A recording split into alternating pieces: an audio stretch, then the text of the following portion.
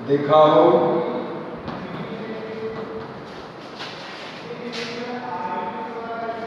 मोही विप्र बिछाई बचो नरदोई।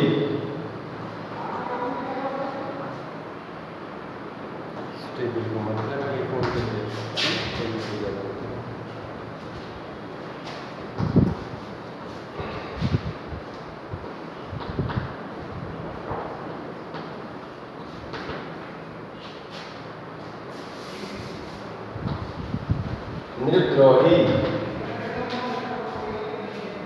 मिले न कहूं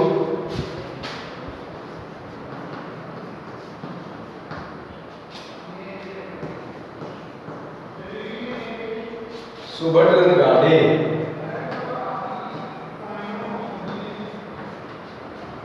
गाढ़े द्विज देवता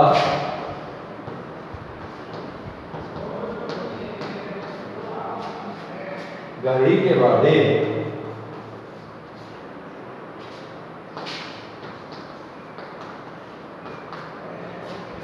अनुचित कई सब लोग पुकारे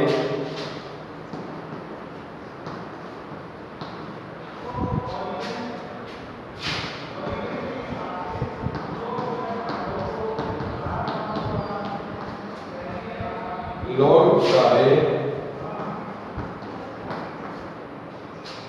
रघुपति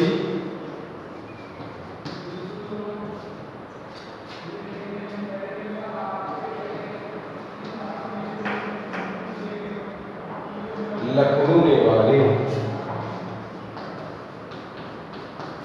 आदमी ऊपर में और बिछना गाइस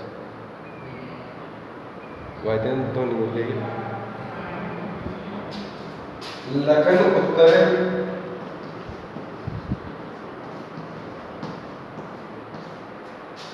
आहुति सही से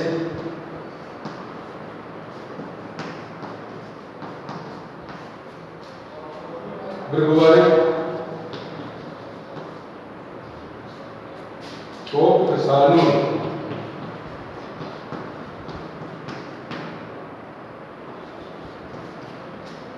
बढ़त दे की जल संवचन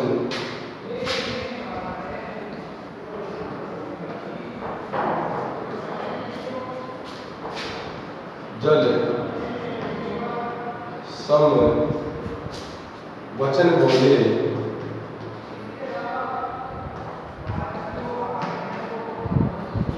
रघुकुल भानु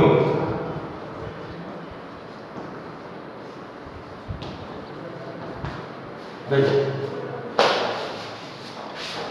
सुनी कटु वचन कुठार सुधारा। लक्ष्मण के कठोर वचन सुनकर के परशुराम ने अपने फरसे को सीधा कर लिया। ताज परशुराम के हाथ में जो अस्त्र था, जो शस्त्र था, उसको क्या कर लिया, उसने सीधा कर लिया लक्ष्मण को मारने के लिए। जैसे उसने फरसा सीधा किया, हाय हाय सब सभा पुकारा, पूरी सभा में हाय हाय मच गई। ठीक है ना, पूरी सभा हाय हाय करके पुकारने लग गई। भृगुवर परसु दिखावई मोही विप्र विचारो बचो नरद्रोही। भृगुवर परसु दिखावो मोही। हे भृगुवर, हे परशुराम, आप मुझे बार बार अपना परसा दिखा रहे हो। पर भृगुवर परसु दिखावई मोही। हे भृगुवर, हे परशुराम, आप मुझे बार बार अपना परसा दिखा रहे हो। विप्र विचारी बचो नरद्रोही। विप्र ब्राह्मण, हे ब्राह्मण, आप राजा के विरोध से, राजा के क्रोध से बचो। हे ब्राह्मण देव, हे परशुराम, आप राजा के क्रोध से बचो, राजा के विरोध से बचो, राजा का विरोध मत करो। ठीक है ना। मिले न कहो सुबह रंग गाढ़े। मिले, अब देखो परशुराम कह रहा है, वो लक्ष्मण कह रहा है मिले कभी भी, मिले न कहो कि आपको कभी भी सुभट महान योद्धा, सुभट का मतलब है महान योद्धा, मिले न कहो रन युद्ध, रन का मतलब होता है युद्ध, गाड़े मजबूत। परशुराम कृष्ण कह रहा है परशुराम से कि आपको कभी भी युद्ध भूमि में अच्छे योद्धा नहीं मिले, आपका मुकाबला कभी भी युद्ध भूमि में अच्छे योद्धाओं से नहीं हुआ। द्विज देवता, द्विज का मतलब ब्राह्मण, द्विज देवता गढ़ी के बाड़े, आप तो क्या हो, घर के क्या हो, ब्राह्मण देव हो, आप तो घर के देवता हो, घर के ब्राह्मण देव हो, कभी आप युद्ध भूमि में युद्ध करने गए ही नहीं, और आपको कभी भी युद्ध भूमि में कोई योद्धा, मजबूत योद्धा मिला ही नहीं। अनुचित कई सब लोग पुकारे, रघुपति सैनी लखनऊ निवारे। अनुचित कई सब लोग पुकारे, सभा में बैठे हुए सब लोग कह रहे हैं अनुचित है, अनुचित है। सभा में बैठे हुए लोग क्या कह रहे हैं, अनुचित है, गलत है। रघुपति यानी राम, सैनी इशारे से, लखनऊ लक्ष्मण, नेवारे रोकना। कहने का मतलब यह है कि राम ने लक्ष्मण को इशारों से ही क्या किया, उसको समझा दिया, इशारों से कह दिया, इशारों से उसको रोक दिया, मना कर दिया। राहुल सिंह धोनी,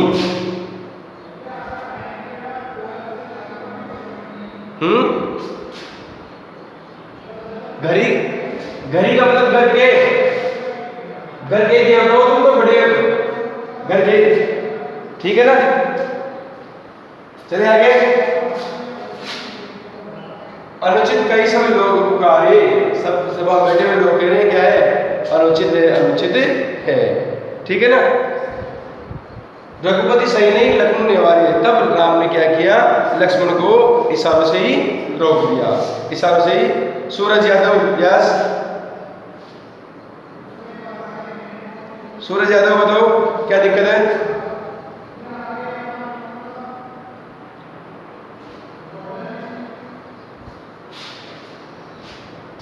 लखन उत्तर आहुति सहिष, इसको समझो, लक्ष्मण के उत्तर तो आहुति के समान है। लक्ष्मण जो परशुराम को उत्तर दे रहा है ना, वो तो किसके समान है, आहुति के समान। यज्ञ में हम आहुति डालते हैं ना, तो लक्ष्मण के उत्तर तो आहुति के समान है। बरगुवर कोप कुशान कोपन क्रोध, और कुशान यानी आग। परशुराम का क्रोध किसके समान है, आग के समान है। और लक्ष्मण के उत्तर किसके समान है, आहुति के समान। अरे अग्नि में आहुति देते हैं ना, जैसे आहुति देते हैं वैसे अग्नि तेज होती है। तो जैसे जैसे लक्ष्मण बोल रहा था, परशुराम का गुस्सा तेज हो रहा था। समझ में आ गया क्या। लखन उत्तर आहुति सरिस, लक्ष्मण के उत्तर किसके समान है, आहुति के समान है। और परशुराम का क्रोध किसके समान है, आग के समान है, ठीक है ना। बढ़त देखी जलसम, लक्ष्मण परशुराम के क्रोध को बढ़ता हुआ देख करके, परशुराम के क्रोध को बढ़ता हुआ देख करके प्रभु श्री राम जल के समान शीतल वचन बोलते हैं। रघुकुल सूर्यवंश, रघुकुल भानु किसके लिए है, राम के लिए, ठीक है ना। जो रघुकुल भानु है, प्रभु श्री राम है, वो ठंडे वचन बोलते हैं, शीतल वचन बोलते हैं। परशुराम के क्रोध को बढ़ता हुआ देख करके शीतल वचन बोलते हैं। चले आगे, चले आगे। अगला जो चैप्टर है वो है सेनापति।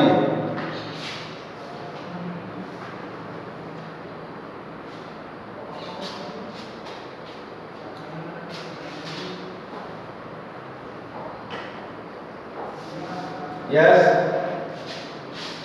बस बोलो बेटा।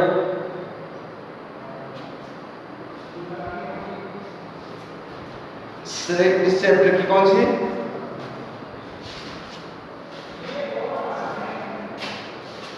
बोल के बता बेटा मुझे एक बार।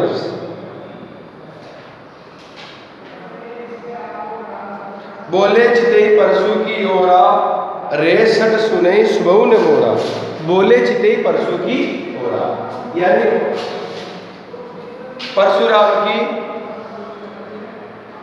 बोले चिते, चिते यानी देख करके, बोले चिते परसु की ओर, यानी परशुराम की परसे की ओर देख करके, परसे की ओर देख करके बोलते हैं रे सट, अरे मूर्ख, सुने यानी सुना नहीं, स्वभाव यानी स्वभाव, न यानी नहीं, मोरा यानी मेरा। परशुराम जी कह रहे हैं अपने परसे की तरफ देख करके कि तूने कभी मेरे स्वभाव के बारे में नहीं सुना क्या, मेरे क्रोधित स्वभाव के बारे में नहीं सुना क्या। और बोलो,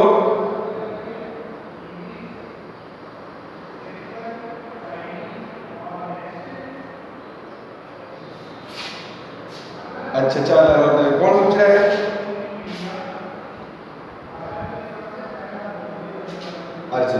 देखो, बालक बोली बदो नहीं तोई, केवल मुनि जड़ जाने मोई।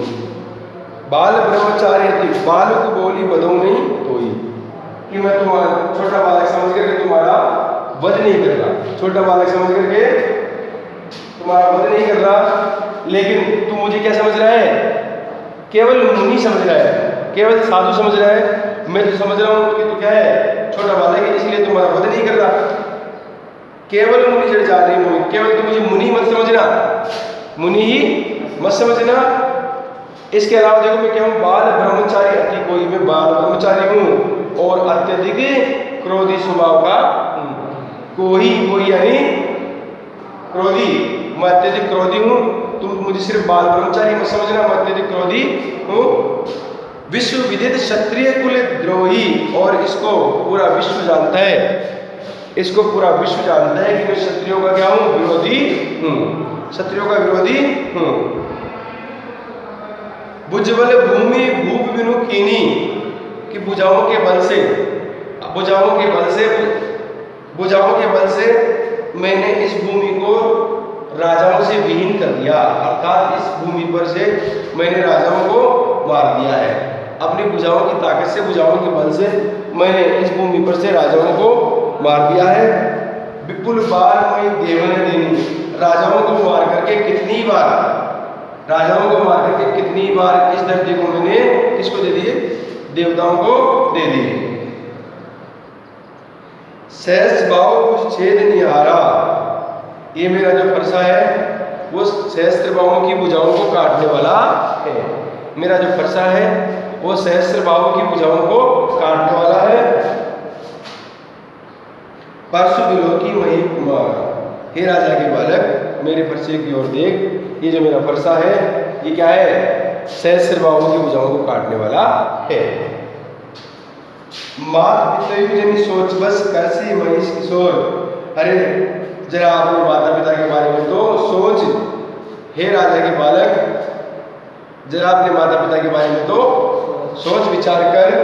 गर्भने के अर्भ दलन, ये जो मेरा फरसा है माताओं के गर्भ में ही बच्चों का विनाश कर देता है।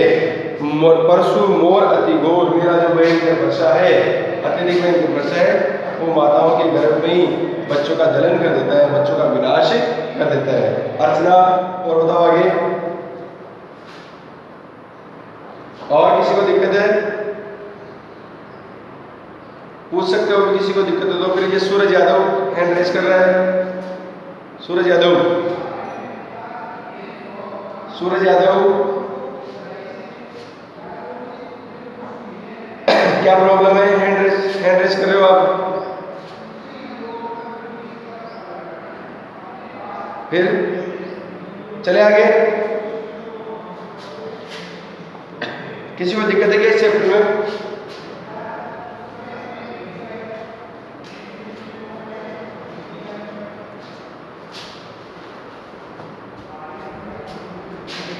सेनापति, अगला चैप्टर है सेनापति।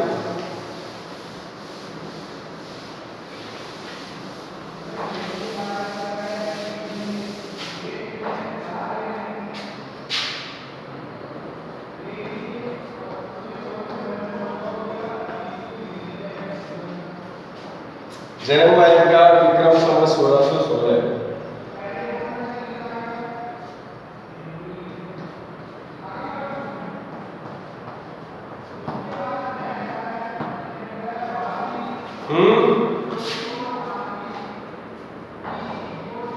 इसमें से ये करने हैं आपको, ये बार बार लक्ष्मण परशुराम संवाद की भाषा की विशेषताएं लिखी है और व्याख्या तो पढ़नी है आपको पूरी, ठीक है ना।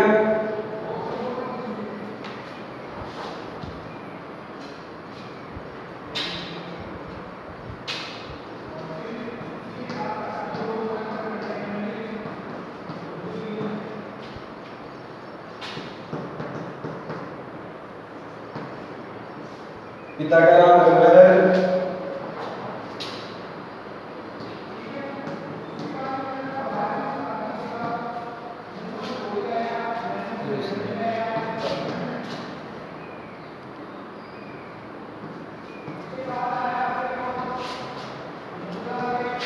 पितामह का नाम परशुराम दीक्षित और गुरु का नाम था हीरामणि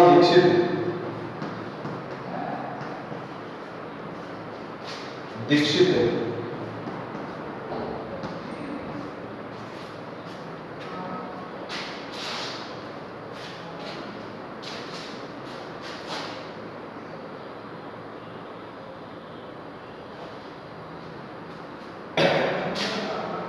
ये देखो रीतिकाल के कवि माने जाते हैं, रीतिकाल के कवि माने जाते हैं। सेनापति इनका उपनाम है या उपाधि है। सेनापति इनका उपनाम है या उपाधि है, पता नहीं है। इनका मूल नाम पता नहीं, सेनापति या सेनापति नाम इनका उपाधि है, मूल नाम किसी को पता नहीं, क्या नहीं होगा।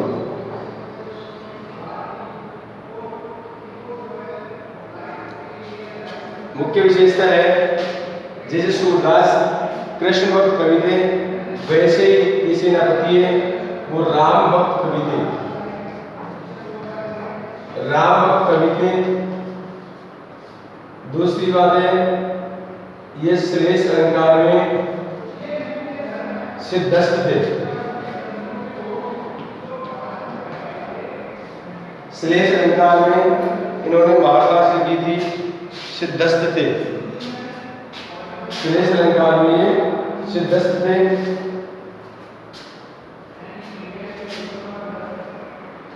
रीतिकाल में ये रीतिबद्ध कवियों की श्रेणी में आते हैं।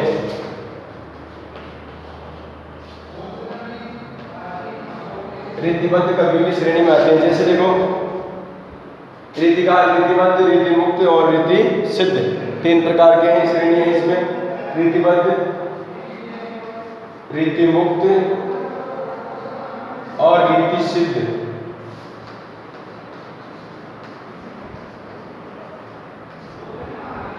इसमें से सेनापति रीतिबद्ध श्रेणी में आते हैं। सेनापति रीतिकाल में रीतिबद्ध श्रेणी में आते हैं, रामभक्त कवि माने जाते हैं और श्रेष्ठ है सिद्धस्त माहिर, क्या है माहिर थे, वो श्लेष अलंकार का प्रयोग करने में माहिर थे, सिद्धस्त थे, पारंगत थे, ठीक है ना। आगे देखो ये इधर रीति सिद्ध, ये रीति सिद्ध, रीति मुक्त और रीतिबद्ध, तीन प्रकार की श्रेणियां होती है इसमें, तीन, ठीक है ना। रीतिकाल को तीन भागों में बांटा था, जिसमें पहला है रीतिबद्ध, दूसरा है रीतिमुक्त और तीसरा है रीति सिद्ध। इसमें से ये जो सेनापति वो रीतिबद्ध श्रेणी के अंतर्गत आते हैं। आगे देखो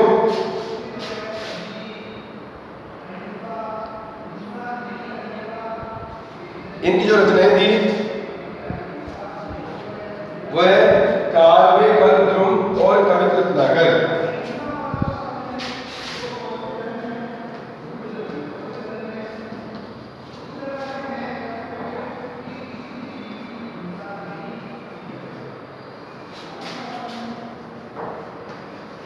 काव्य कल्पद्रुम और कवि रत्नाकर।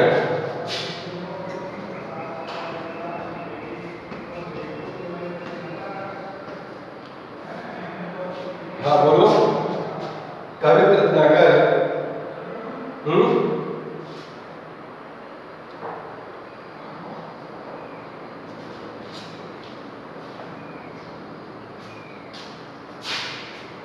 ये काव्य कल्पद्रुम अप्राप्य है। अप्राप्य का मतलब है ये उपलब्ध नहीं है, ये जो रचना है वो उपलब्ध नहीं है।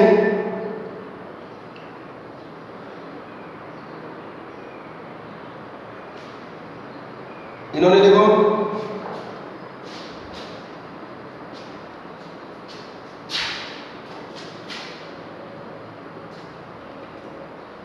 अलंकार संप्रदाय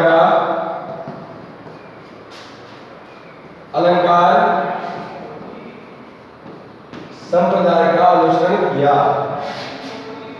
अलंकार संप्रदाय का अनुसरण किया। किसका अनुसरण किया? अलंकार। ये अलग अलग कवि अलग अलग संप्रदायों से जुड़े हुए हैं। आगे देखो इसमें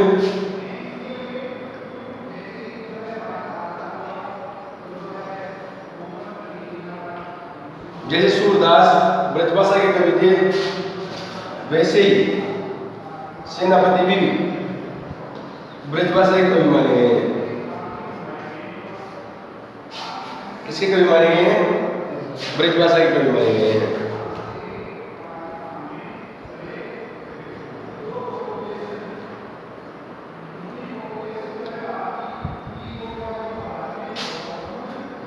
इनके काव्य में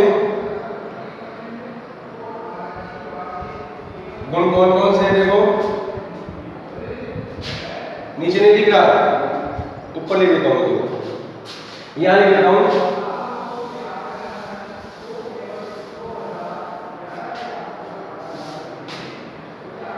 औज गुण और प्रसाद गुण की प्रधानता है।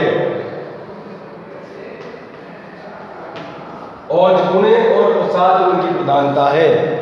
इनके काव्य में, इनकी रचनाओं में किसकी प्रधानता है? औज गुण की और प्रसाद गुण की प्रधानता है। कुछ समझ में आया क्या? भाषा तो कौन से प्रयोग में ली इन्होंने? ब्रज। और इसके काव्य में कौन सा गुण है? औज और प्रसाद गुण की प्रधानता है। ठीक है ना? और दिख ही नहीं रहा, औज गुण और प्रसाद गुण की प्रधानता। अलंकार के लिए मैंने कहा प्रसाद, औज गुण और प्रसाद, ये रहा प्रसाद। श्लेष अलंकार का बताया दिया मैंने कौन, ठीक है ना? आगे देखो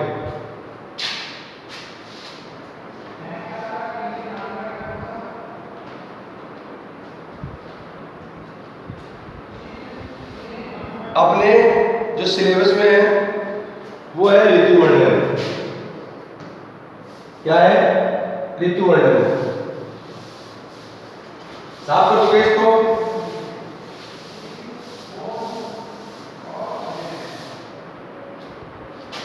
अपने सिलेबस में है ऋतु वर्णन।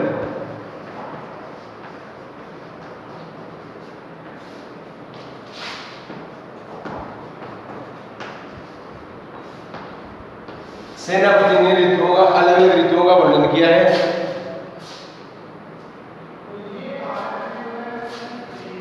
पहला है अपने, सबसे पहले बसंत ऋतु के बारे में बताया। किसके बारे में बताया? बसंत ऋतु के बारे में बताया। मैं इसके 4-5 पंक्ति लिख देता हूं क्योंकि आज ये 4-5 पंक्ति है वो पढ़ेंगे। देखो, बरन बरन बरन बरन तारु फूले उपवन,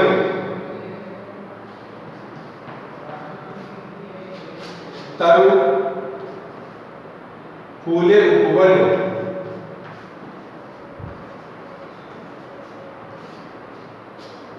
सोई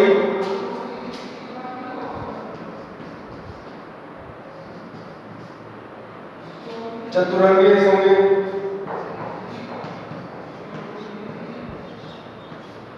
चतुरंगे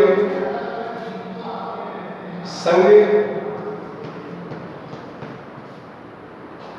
दलयतु है,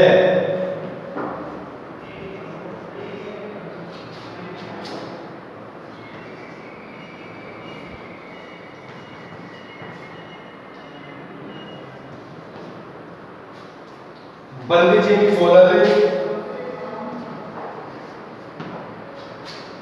बंदी चीनी बोलते,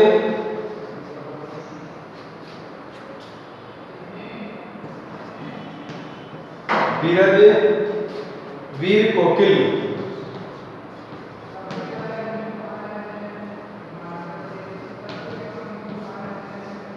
देखो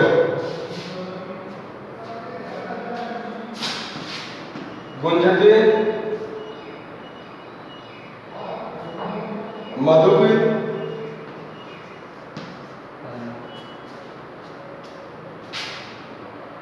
गान गुंगयतु है,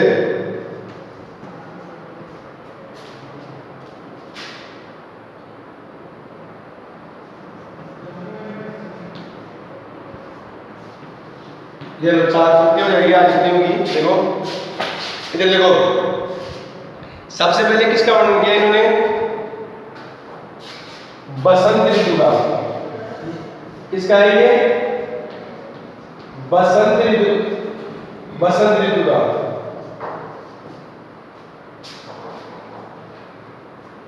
सेनापति ने बसंत ऋतु का वर्णन किया है। वरण वरण तरु फूले उपवन, ध्यान से पढ़ना है कि पंक्तियों को। वरण वरण भिन्न भिन्न अलग अलग, तरु यानी पेड़,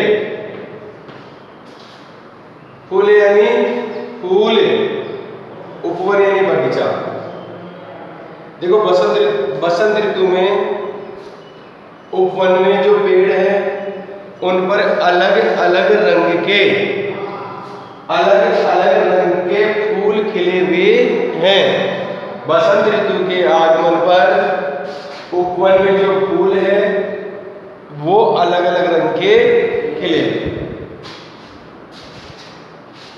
अलग अलग जो रंग के फूल है वो ऐसे लग रहे हैं जैसे चतुरंगिनी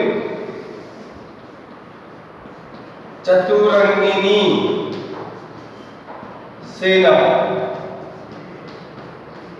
अलग अलग रंग के फूल ऐसे लग रहे हैं जैसे किसी राजा की, क्या है वो? चतुरंगिनी सेना, किसी राजा की चतुरंगिनी सेना है।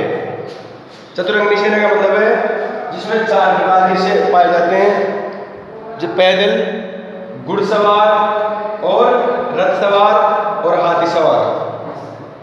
4 प्रकार के सैनिक होते हैं उसमें, पैदल होते हैं, रथ सवार होते हैं और घुड़सवार होते हैं और हाथी सवार होते हैं। उसे बोलते हैं चतुरंगिनी सेना। जैसे कोई राजा अपनी चतुरंगिनी सेना को लेकर के आ रहा है, ऐसे लग रहे हैं अलग अलग प्रकार के जो फूल है वो। ठीक है, आपकी क्लास का टाइम हो गया बेटा। ठीक है, अगली क्लास में कंप्लीट करवाएंगे।